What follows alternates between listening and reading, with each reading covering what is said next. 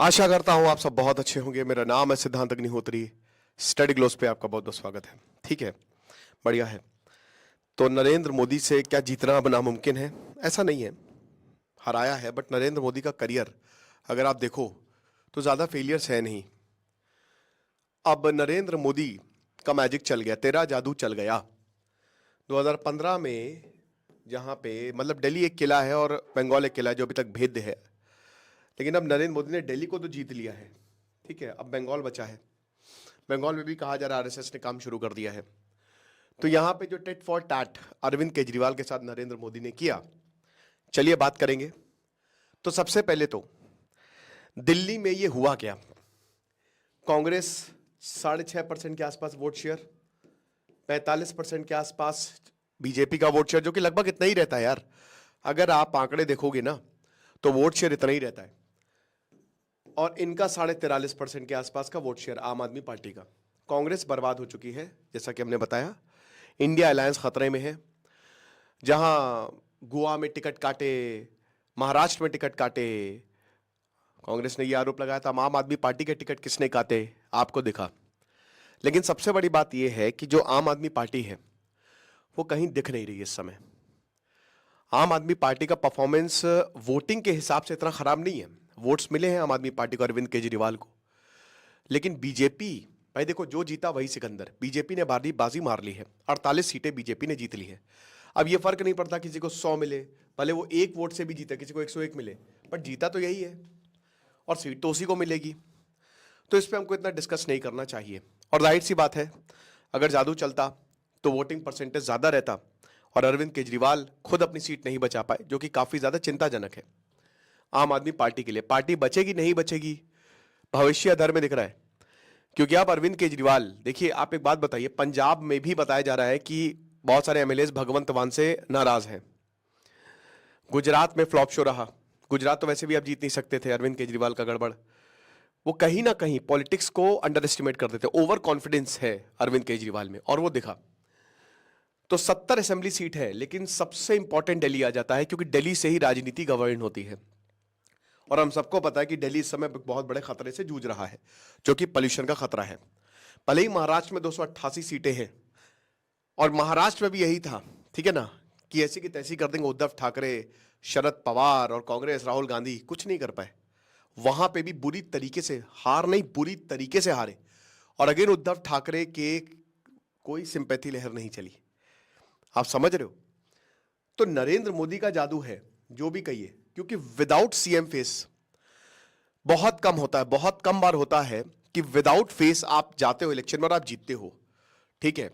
लेकिन बीजेपी का अब एक तरीके से, हालांकि महाराष्ट्र में तो देवेंद्र फडणवीस ऑब्वियस थे, एमपी में भी शिवराज सिंह चौहान ऑब्वियस थे, लेकिन वो बने नहीं। आप सीएम फेस के साथ नहीं जा रहे हो, आपके पास फेस कौन है? नरेंद्र मोदी। तो एक तरीके से एक्साइटमेंट भी रहती है। पता है इससे क्या होता है? जैसे सबको पता है कि एक ही लीडर जो है वो सीएम बनेगा, तो कहीं ना कहीं एक थोड़ा सा ये होता है कि तेरे को लीडर तो यही बनना है। जब किसी को पता ही नहीं है कि कोई भी सीएम बन सकता है, तो हर कोई मेहनत करता है। ये एक बहुत जबरदस्त फैक्टर है। बहुत लोग इसको, कि दिल्ली में किसी को पता ही नहीं है प्रवेश वर्मा बनेंगे, हालांकि भिदुड़ी साहब हार गए हैं, पर रमेश भिदुड़ी बनेंगे कि नहीं वो देखेंगे। ठीक है, बच गए, बचा लिया आतिशी ने, वो कालका जी से सीट बचा ली, वरना 3,500 से ही जीती है वो, बहुत ज्यादा मार्जिन नहीं रहा है। लेकिन अभी कौन बनेगा? रिंकिया के पापा बनेंगे, मनोज तिवारी। पता नहीं, खैर मनोज तिवारी तो नहीं बनेंगे। लेकिन एक चीज बिल्कुल साफ है, यहां जो सिनारियो बैठ रहा है ना, ये शायद बीजेपी के लिए काम कर रहा है। क्योंकि इससे हो क्या रहा है ना, कि जितने भी लीडर्स हैं वो बहुत जबरदस्त मेहनत कर रहे हैं।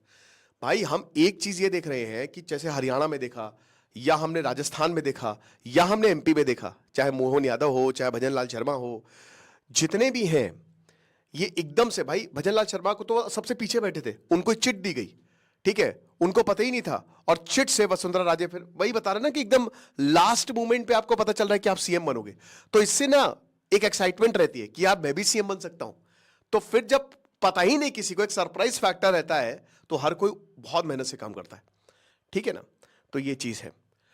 अब राघव चड्ढा के बारे में बहुत बोला जा रहा है। राघव चड्ढा किधर थे?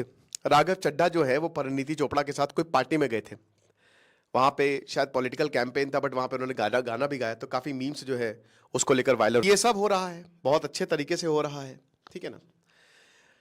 अब सबसे बड़ी बात यह है कि जो अभी भी बैटल ग्राउंड है। देखिए, अब जनता ने तो सोचा कि डबल इंजन के ट्रिपल इंजन, पहले म्युनिसिपल में बीजेपी को जिताओ, केंद्र में तो जी बीजेपी है ही है, और अब दिल्ली में भी बीजेपी आ गई। तो एक जो झगड़ा रहता था, लगातार लड़ाइयां चल रही थी। आपको पता है कि अरविंद केजरीवाल कभी लेफ्टिनेंट गवर्नर से लड़ रहे हैं, कभी किसी से लड़ रहे हैं। भाई लोगों को इतना, लोग, आप बहुत ईमानदार हो, लेकिन हमको एक समझना पड़ेगा, इंसान अपना सोचता है यार, वो आपके लिए काम करेगा, लेकिन उसमें भी उसका मतलब, और ये ठीक है, इसमें कोई बुरी बात नहीं है।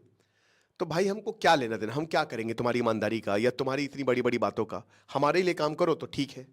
तो भाई लोगों ने साफ समझा कि बीजेपी को अगर हम सत्ता देते हैं तो फिर अब एक यूनिफॉर्मिटी आ जाएगी, और फिर क्या है कि दिल्ली में काम होगा, क्योंकि भाई अभी बहुत सारी आधी आधी चीज़ें बटी हुई हैं। लॉ एंड ऑर्डर बीजेपी के पास है, लेकिन बहुत सारी चीज़ें बीजेपी के पास नहीं है। तो लोगों ने सोचा कि चलो जिता दो, और इसी को ही ग्रैब किया। ये बहुत बढ़िया रहा, आपको बता दूं कि ये बहुत ही अच्छा रहा। नरेंद्र मोदी ने साफ साफ बोल दिया, मोदी जी ने आखिरी में जो सरप्राइज रैली हुई है, उखाड़ दिया जड़ से, उसका कोई जवाब ही नहीं था अरविंद केजरीवाल के पास। स्टार स्टडेड रैली हुई लास्ट में, तो उखाड़ दिया यहाँ पे बीजेपी ने आम आदमी पार्टी को, ठीक है ना। तो भाई ये चीज बड़ी इंपॉर्टेंट हो जाती है, ठीक है। अब क्या है कि भाई देखिए, नरेंद्र मोदी तो थे ही, उन्होंने सीधा सीधा अरविंद केजरीवाल को चैलेंज किया, और सीधा सीधा अरविंद केजरीवाल को बोला कि तुम, मतलब ये आपने ये काम किया है। और सबसे बड़ी बात, बीजेपी ने ये कहा है कि हम आम आदमी पार्टी की कोई स्कीम जो है वो डिसकंटिन्यू नहीं करेंगे। एक बहुत बड़ा फैक्टर रहा, जो फ्री बिजली है या जो स्कूल है, हम उस सबको मेंटेन करने वाले हैं। हम एडिशनल बहुत सारी चीजें आपको देंगे। क्या आपको पता है कि शायद अरविंद केजरीवाल इस चीज को समझ ही नहीं पाए। क्या रहा, अरविंद केजरीवाल का जो इमेज थी ना, उसको खत्म कर दिया नरेंद्र मोदी ने अकेले ने, ठीक है, और पूरी पार्टी लाइन उनके साथ हो गई। प्लस आरएसएस का जो सपोर्ट था, झुग्गी झोपड़ियों में घुस गई। जितने भी बीजेपी वर्कर है, आरएसएस, वो झुग्गी झोपड़ियों में घुस गई, जो कि अरविंद केजरीवाल ने इतना अपील नहीं किया, ठीक है ना। तो जो शीश महल कंट्रोवर्सी हुई है, इतना ज्यादा बीजेपी ने हमला किया ना कि लोगों के दिमाग में घुस गया शीश महल। नरेंद्र मोदी ने साफ साफ बोला, ठीक है ना, कि ये चीजें हैं भाई, जो करप्शन है, करप्टिंग इमेज है, ऐसा। फिर उसके बाद जो वेलफेयर पॉलिटिक्स थी, बीजेपी ने मैच कर ली, नरेंद्र मोदी ने एकदम, तो बीजेपी ने उसको मैच कर लिया वेलफेयर पॉलिटिक्स वाला।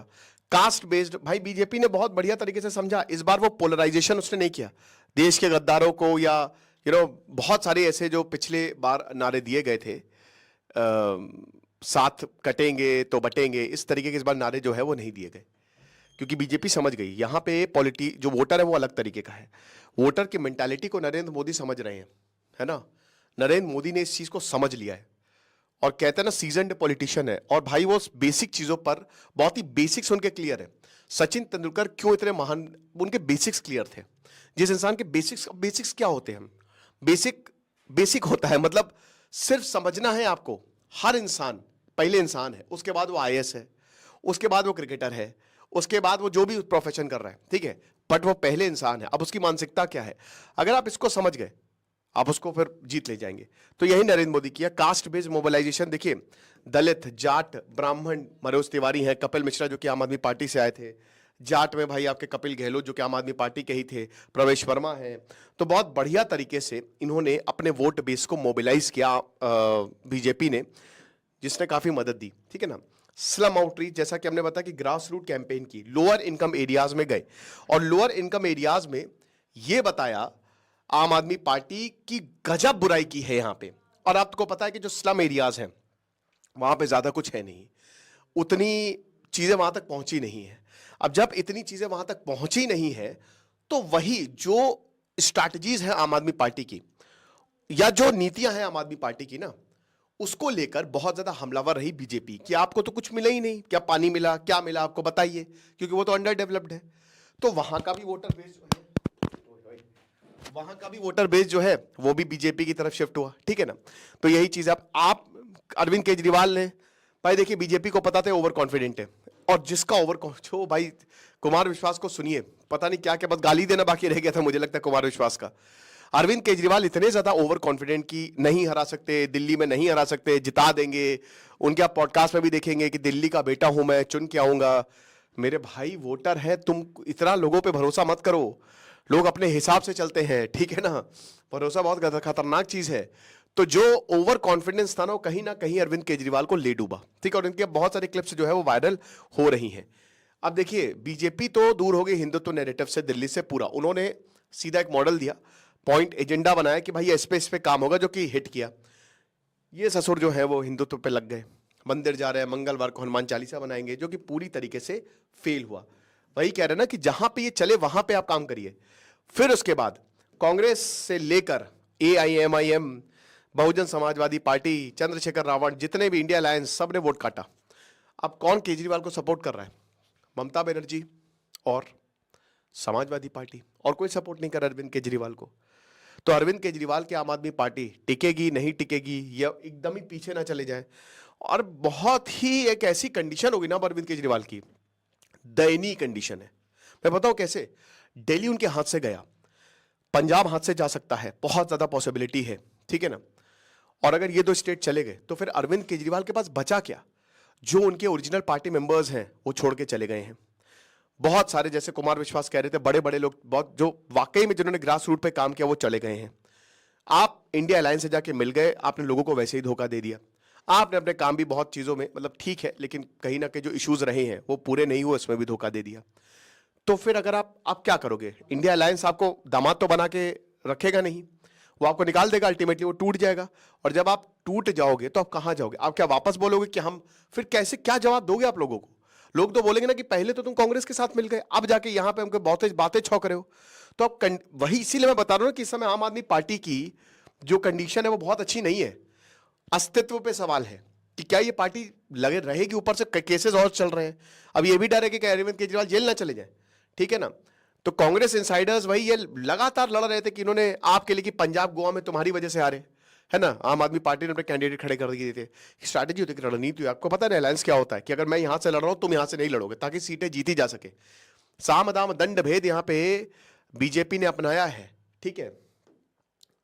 तो यही चीजें, तो कंक्लूजन यही है कि भाई कहीं ना कहीं नरेंद्र मोदी ने सुपड़ा साफ कर दिया यहाँ पे ऑपोजिशन का।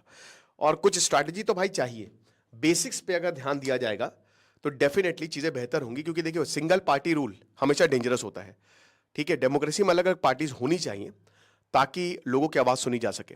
तो यही चीज है। खुश रहिए, पढ़ते रहिए। तेज सिद्धांत अग्निहोत्री साइनिंग ऑफ।